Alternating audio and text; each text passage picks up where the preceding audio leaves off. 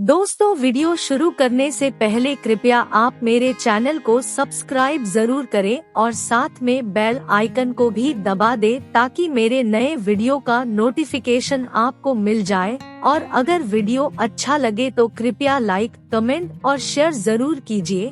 अब देर न करते हुए आज की साखी शुरू करते हैं। एक दिन सुबह गुरु नानक देव जी पीपल के पेड़ की छाया में बैठे हुए थे। गुरु नानक देव जी ने देखा कि आसपास कुछ पशु भूखे हैं। उन्होंने अपने कमला नाम के सेवक को खेतों में से पशुओं के लिए चारा लाने के लिए कहा। गुरु नानक देव जी की आज्ञा पाकर कमला चारा लेने के लिए चल पड़ा। कमला ने सुबह एक जगह पर बहुत मात्रा में ताज़ा घास को देखा था। जब वो जा रहा था तो रास्ते में ब्रह्मा, शिव भगवान और इंद्र देवता साधु का भेष धारण करके आ गए। उन्होंने भाई कमला को जब खेत की तरफ जाते देखा तो उसे अपने पास बुलाया। कमला उनके पास चला गया। उन्होंने एक कागज में विभूति डालकर भाई कमला को दी और कहा, जाओ, इसको जाकर गुरु नानक देव जी को दे देना और वो इसको देखकर जो कुछ भी कहे वो आकर हमें बता देना। भाई कमला ने उनके चेहरे की तरफ देखा तो वो हैरान हो गया, क्योंकि जब उसने उनको देखा तो उसे लगा कि ये कोई साधारण मनुष्य नहीं है, ये तो कोई महापुरुष दिखाई पड़ते हैं। उनकी आज्ञा पाकर जब कमला उस विभूति को गुरु नानक देव जी के पास लेकर जाने लगा तो उसने सोचा, गुरु नानक देव जी ने मुझे चारा लाने के लिए भेजा था, मैं खाली हाथ कैसे जा सकता हूँ। भाई कमला ने उनको कहा, मेरे गुरु ने मुझे चारा लाने के लिए कहा है, मैं ऐसे खाली हाथ उनके पास नहीं जा सकता। कृपया आप मुझे कुछ देर का समय दें, मैं अभी चारा इकट्ठा कर लेता हूँ और फिर आपका ये संदेश गुरु जी को दे दूंगा। भाई कमला की बात सुनकर इंद्र देवता ने थोड़ी सी घास को हाथ में लिया और उसे एक बड़े चारे की गठरी में बदल दिया और उसको भाई कमला के सिर पर रख दिया। भाई कमला ये चमत्कार देखकर बहुत हैरान हुआ। उनसे आज्ञा लेकर भाई कमला गुरु नानक देव जी के पास पहुंचा। जब गुरु नानक देव जी ने देखा कि कमला तो बड़ी जल्दी वापस आ गया है तो गुरु जी ने उससे पूछा, तू इतनी जल्दी वापस कैसे आ गया। भाई कमला ने कहा, गुरु जी, जब मैं खेतों में चारा लेने गया था तो मुझे वहाँ पर 3 चमत्कारी साधु मिले। उनके चेहरे का तेज इतना था कि मुझसे देखा नहीं जा रहा था। उन्होंने मुझे एक विभूति दी और ये कहा, इसको श्री गुरु नानक देव जी को दे देना। मैंने उनको कहा कि मेरे गुरु का मुझे चारा लाने का हुक्म दिया है, पहले मैं चारा इकट्ठा कर लेता हूँ, फिर मैं आपकी दी हुई विभूति गुरु जी को दे दूंगा। तो उनमें से एक साधु ने थोड़े से घास को एक बड़े से चारे की गठरी में बदल दिया और मेरे सिर पर रख दिया और फिर मुझे आपके पास भेज दिया। कमला ने गुरु जी को विभूति दे दी है। जब गुरु जी ने उस विभूति को खोला तो देखकर कहा, ये तो शंकर महादेव की विभूति है। गुरु नानक देव जी समझ गए थे कि वो साधु कौन है और उन्होंने क्या संदेशा भेजा है। गुरु नानक देव जी ने भाई कमला को कहा, भाई कमला, सिद्धर्थ नामक सेवक के घर जाओ, उसको बोलो मैंने बुलाया है। गुरु जी की आज्ञा पाकर भाई कमला उसके घर चला गया। जब भाई कमला ने सिद्धर्थ को गुरु जी का संदेश दिया तो वो तुरंत गुरु जी के पास चला आया। गुरु नानक देव जी भाई सिद्धर्थ को लेकर वहाँ चले गए जहाँ वो साधु गुरु जी का इंतजार कर रहे थे। जब गुरु जी वहाँ पहुँचे, उन्होंने भाई सिद्धर्थ को एक तरफ बिठा दिया और खुद गुरु जी उन साधुओं से मिलने चले गए। जब गुरु नानक देव जी उनसे मिले तो वो गुरु जी के दर्शन करके बहुत खुश हुए। फिर उन्होंने मन वचन कर्म करके गुरु नानक देव जी की प्रशंसा की और कहने लगे, गुरु जी, आप सुंदर सुखों के घर हो, मुक्तिदाता हो, सभी लोगों को मुक्ति प्रदान करने वाले हो। आप ही संसार को जन्म देने वाले, पालने वाले और नाश करता हो। आपकी सदा ही जय हो।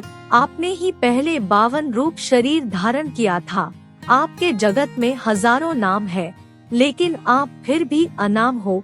ये सारा ब्रह्मांड ही आपका स्वरूप है। चांद और सूरज आपके दो नैन हैं।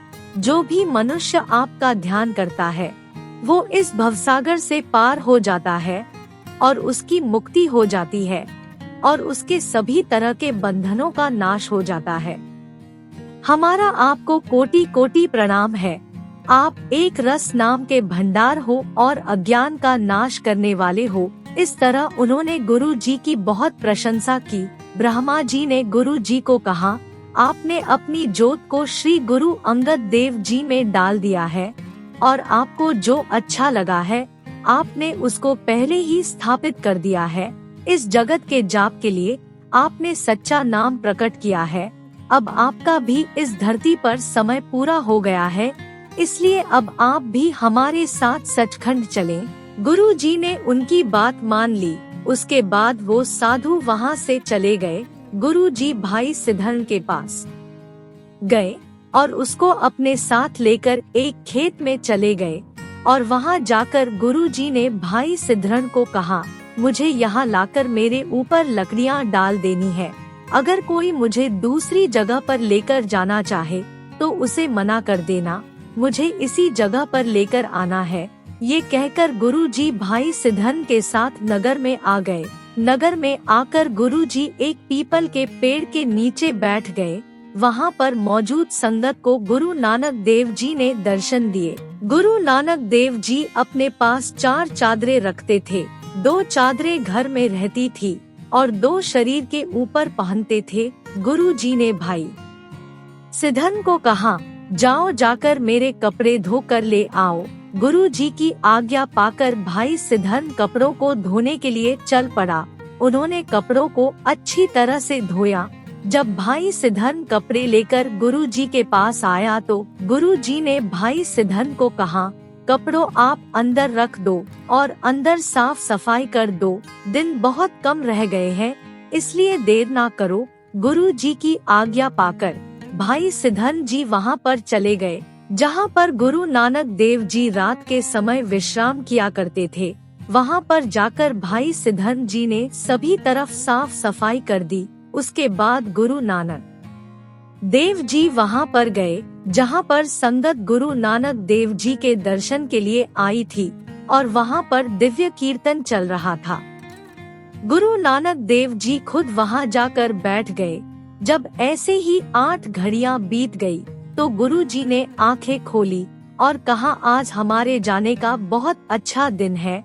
जब गुरु नानक देव जी ने ऐसे वचन किए तो वहाँ पर मौजूद गुरु जी के सेवकों की आंखों से आंसू आ गए और ये बात सभी तरफ फैल गई कि गुरु जी ने शरीर छोड़ने की बात कही है।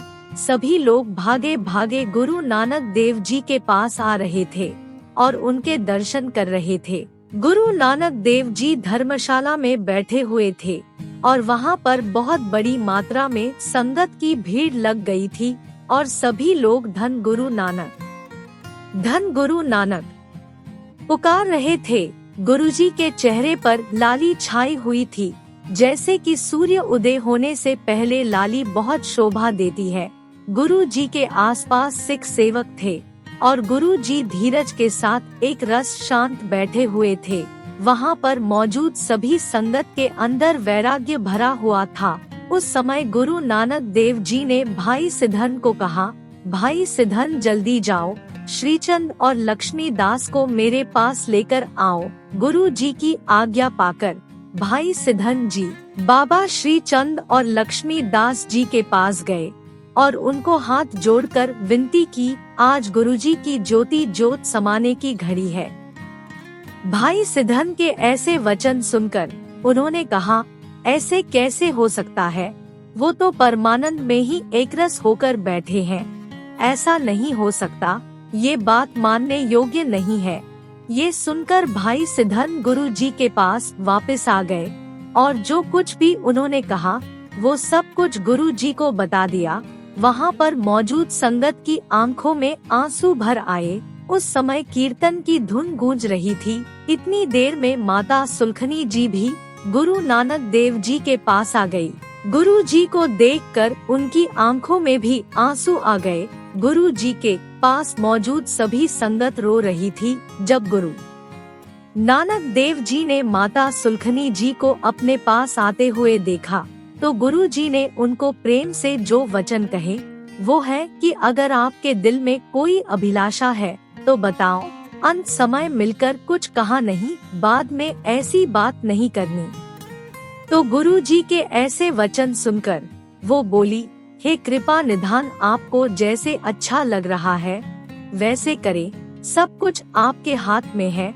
आप तीनों लोगों के स्वामी हो और शरीर छोड़ना और धारण करना ये सब कुछ आपके हाथ में है।